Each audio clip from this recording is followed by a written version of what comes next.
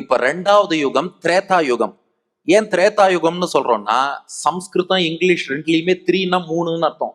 கிருத யுகத்துல தர்மத்துக்கு 4 கால்னு பார்த்தோம். ஆனா அந்த 4 கால்ல முதல் காலாகிய தவம் போயிடுத்து.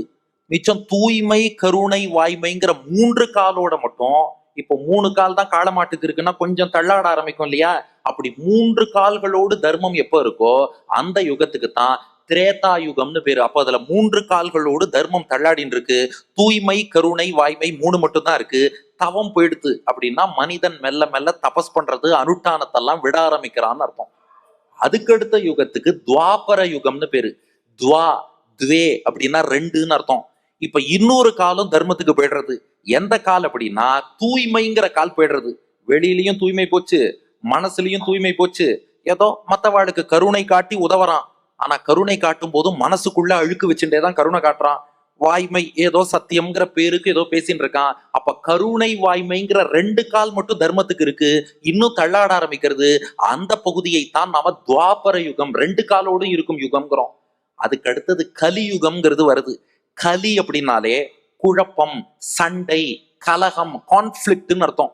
இந்த கலியுகம் வந்துருத்துன்னா இன்னொரு காலம் போயிடும். எது? கருணைங்கிறதும் போயிடும். கலியுகத்துல யாரும் கருணையே காட்ட மாட்டான். அடுத்தவன் கெட்டு போனாலும் கவலையே பட மாட்டான். நான் நன்னா இருந்தா போதும்னு நினைப்பான். அங்க வாய்மைன்னு ஒன்னே ஒண்ணு மட்டும் அப்பப்ப அத்தி பூத்த மாதிரி யாராவது உண்மையை பேசுவா. அந்த வாய்மைன்னு ஒண்ணு மட்டும் மிச்சம் இருக்குமா? 2 கால் இருந்தாலாவது காளமாடு நிக்கும். ஒரு கால் இருந்தா நிக்கவே முடியாது.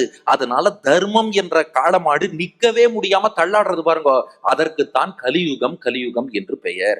ஆக முதல் யுகமான கிருத யுகத்துல தவம், தூய்மை, கருணை, வாய்மை 4 காலோடு தர்மம்ங்கிற காளமாடு நிக்கிறது. அடுத்து திரேதா யுகத்துல தவம் போயிடுத்து, கருணை, தூய்மை, வாய்மை 3 காலோட நிக்கிறது.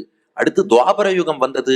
அதிலே பார்த்தால் தூய்மை போயிடுத்து, கருணை, வாய்மை 2 காலோட நின்று இருக்கு. அடுத்து கலியுகம் வந்தது. இதுல கருணையும் போச்சு, வாய்மைங்கிற ஒற்றை காலோடு தள்ளாடி கொண்டிருக்கிறது. அப்ப 4 கால் இருந்தா கிருத்த யுகம், 3 கால் இருந்தா திரேதா யுகம், 2 கால் இருந்தா துவாபர யுகம், 1 கால் இருந்தா கலியுகம். அப்ப தர்மமே இங்க 1/4 தான் இருக்கும். அது மட்டும் இல்ல, இதுல கால கணக்கும் எப்படின்னா கலியுகம் என்பது 4,32,000 வருஷம்.